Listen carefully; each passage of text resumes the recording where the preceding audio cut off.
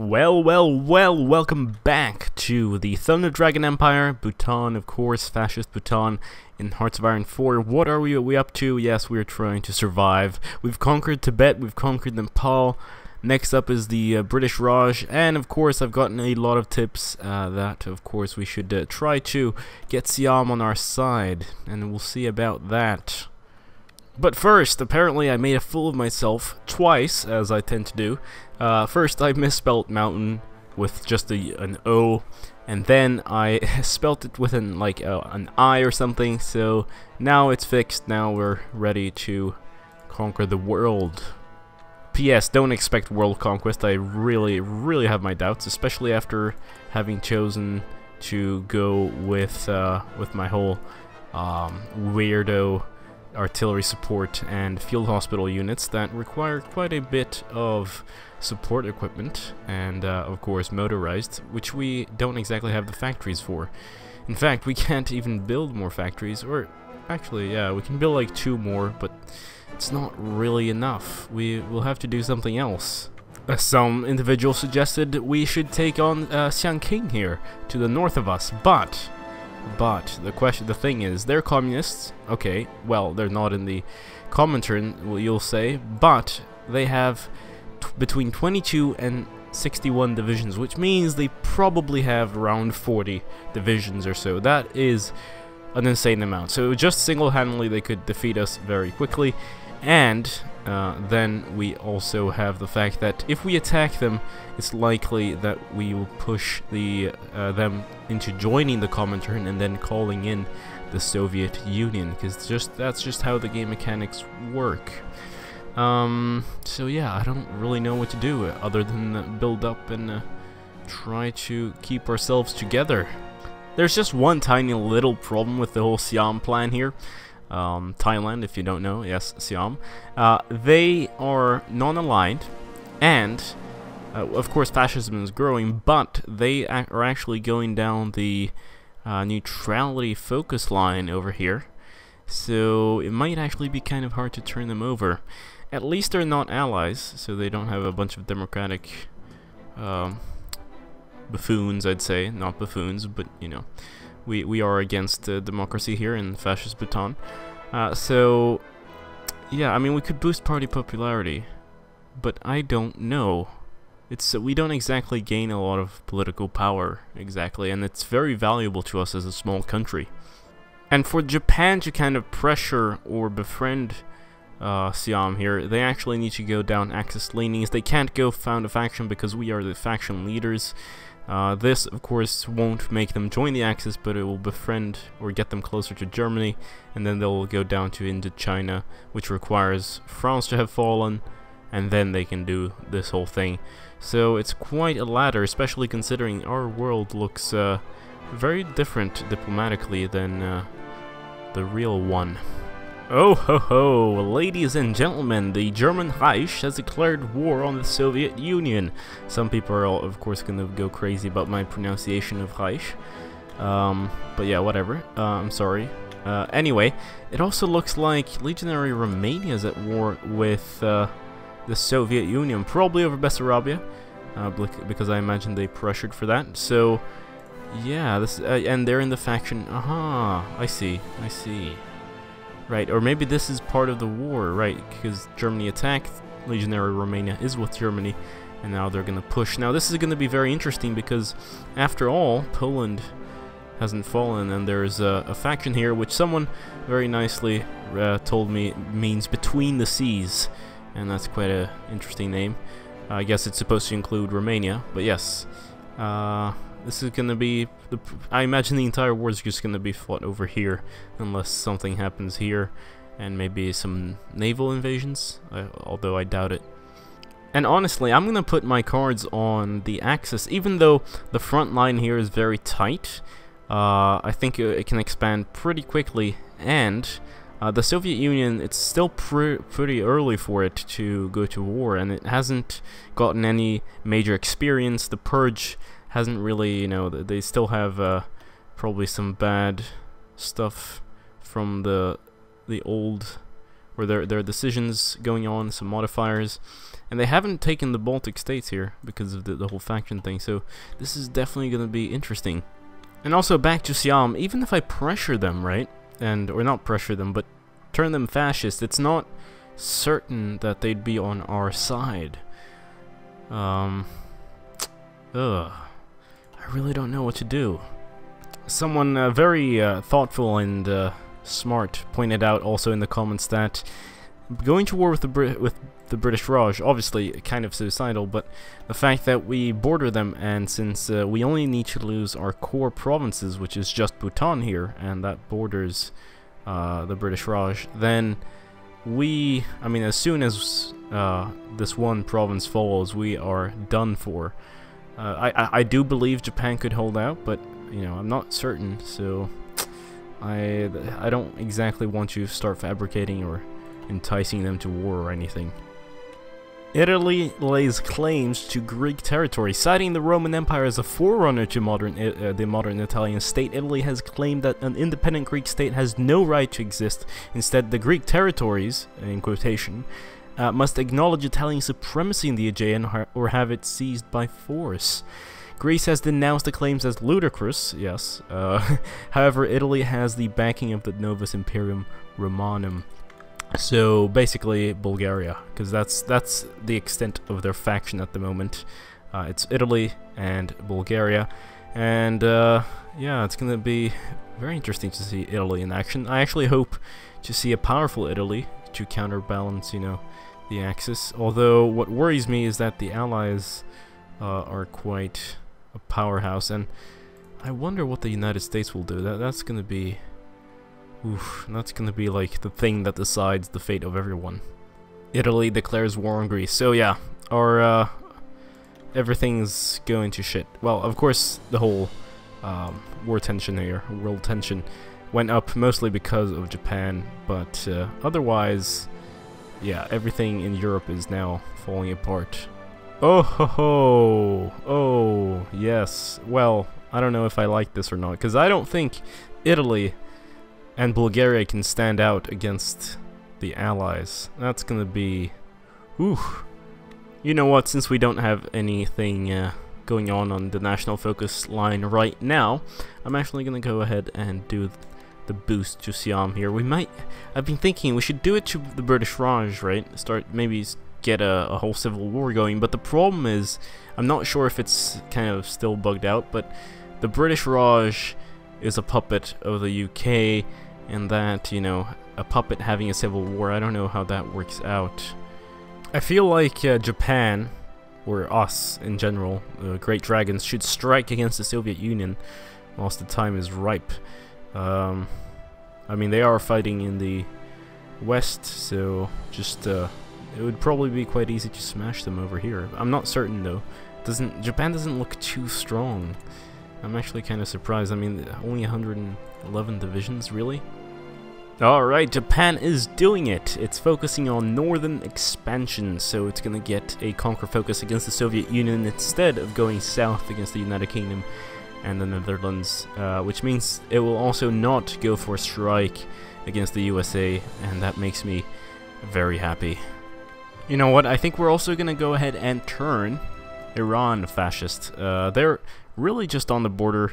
Of course, it's gonna go a little bit slower, 0.03 or 0.03 per day, but we're gaining so much political power. I don't really care. We want to be the ones affecting the world change behind the scenes, right? Since we don't exactly have the most powerful army in the world, we're gonna set the scene for a fascist world order. Poland refuses German ultimatum. The Japanese embraces Hokushun-Ra. So basically, war in Siberia seems inevitable, and Germany has sent an ultimatum to Poland, which it has declined. So, world war it is everywhere. Everything is at war. Everyone is fighting. Of course, Japan hasn't declared war yet, but soon, very soon, like literally right now. There we go. We, of course, want to join the war, but the question is... Wait, let's just double check. So that's the Comintern. we want to make sure they don't sneak by. Do they have access through here? Yeah, actually, access doesn't make a difference. I'm worried about St. King joining the Comintern, and I'm worried about our troops not doing much. So should they be on the defensive, or should we actually send them out? I'm not sure if we will ever be able to really get anything out of the war. Call to arms, yes, my brothers, my fellow dragons, we shall join you. And we're gonna take technology sharing, because that is a wonderful, wonderful thing. Ah, there we go. Literally, like I knew it. It's just I knew it. So defensive here or defensive there? I don't really know what to do. They do have a lot of troops. Japan's gonna have to lend me a hand. I can't really do this on my own. Non-aggression, you say? Sure, sounds like a good idea. Germany and Romania. Ask for military access. Like, does it make a difference? It won't make a difference. I don't think we'll ever have to use your territory, at least in the coming years. Oh, Japan, thank you so much. That's 14 divisions. That's gonna make a huge difference. I set out a fallback line, but we might actually set out a front. Slovakia, yeah, sure. Well, Iran is almost fascist, so who knows? They might actually turn to our side. Maybe we should already start improving relations in case they turn. I'm not sure they join us, but they might. So that's always a risk worth taking. Man, Japan, like you're not ready for this shit. Like I said it was a good idea, but I don't know. Even the Axis is having a hard time over there. Technology sharing is finally done, and we're gonna ask the Japanese to give us some radio or something of the sort. Maybe we should go doctrine effort, equipment. I think we're gonna go for maybe equipment again. Actually, I don't know. Maybe this is all so annoying. The fall of Warsaw. Okay. Sporadic fighting continues in Praga. What? Oh yeah, okay, that's a district of Warsaw. Interesting. So Poland is basically gonna fall, and I hope their whole faction's gonna fall soon, so that the Axis can start pushing harder on the Soviet Union and release pressure from the east, because this is dangerous. Lithuania capitulates. Uncertain times. Well, uncertain times, don't you mean wonderful times? Actually, no, yeah, because we're not in the same faction. Yeah, soon.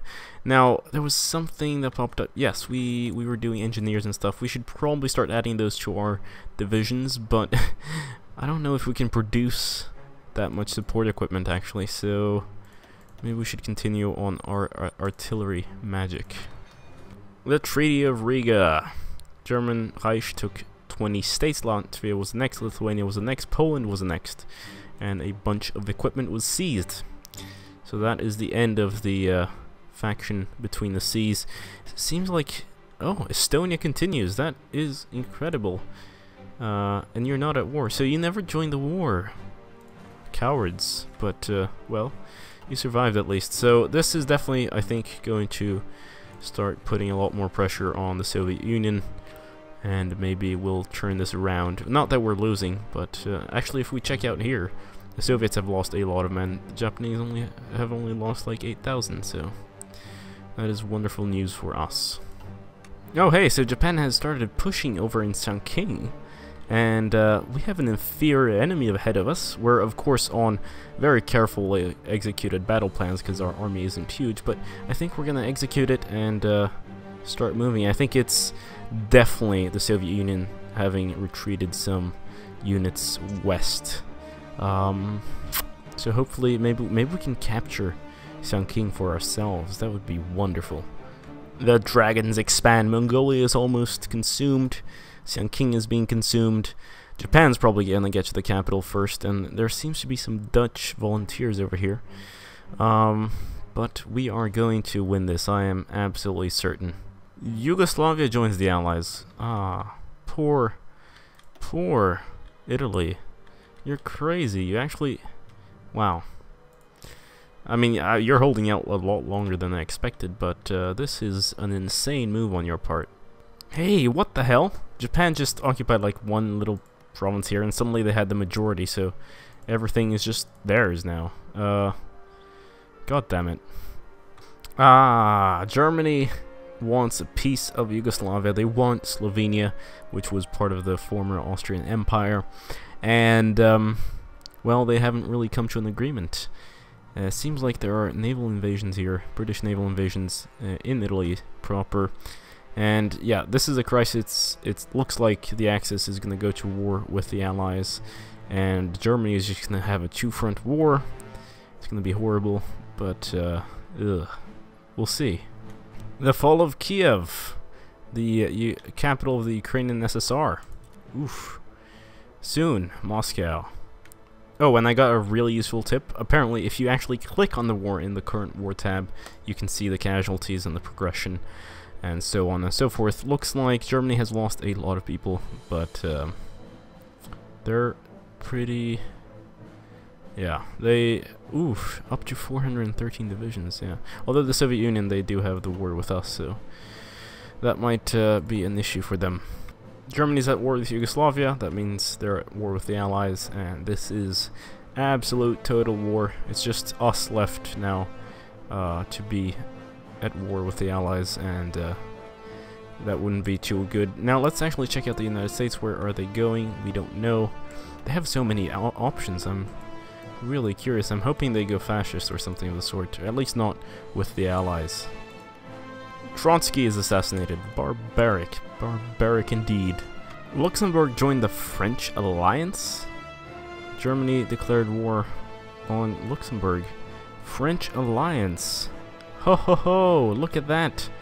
The Allies are no longer the Allies. They are two different entities.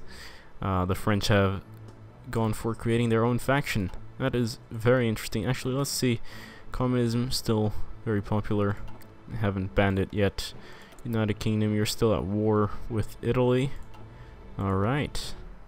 We'll see who wins, who comes out on top. I actually think Italy might be able to take Yugoslavia with the help of Germany here. And I don't think France will last long against Germany. But it all depends on the Soviet Union, really. Oh, and the Dutch have joined. Okay. Mongolia capitulates. Yes, someone is falling, and that of course is gonna cut off a few things here and there. Might help us out a bit. Wonderful. Although taking out the Soviet Union is a pain. And look at that. Looks like we have some divisions surrounded of our own units here. Belgium joined the Allies. Okay, so instead of the they went with the UK instead of the whole French thing. That's not very smart, honestly. Xiang King has capitulated. Great news, yes. Now we cut them off there, then we start pushing, probably down to Tuva, and then into Siberia. Not really sure though. The question is, how much will we get? I mean, we 1% war contribution. Just 3 from casualties, 4 from occupation. That's nothing. Yugoslavia capitulates. Luxembourg capitulates. Alright. All thanks to Germany, apparently. The UK, yeah, you're at war with Germany, so that's gonna be interesting. Oh, I could invite the UK to the Great Dragons. That is crazy. That is actually crazy. Let's see why. Aggression of the German Reich. Yeah, well, of course, you have your own faction, so that's not happening. What about these other ones? You're very far away, etc., etc. But technically, okay, what's hindering us? We have a war they may be drawn into. The French would join, but of course they have their own thing.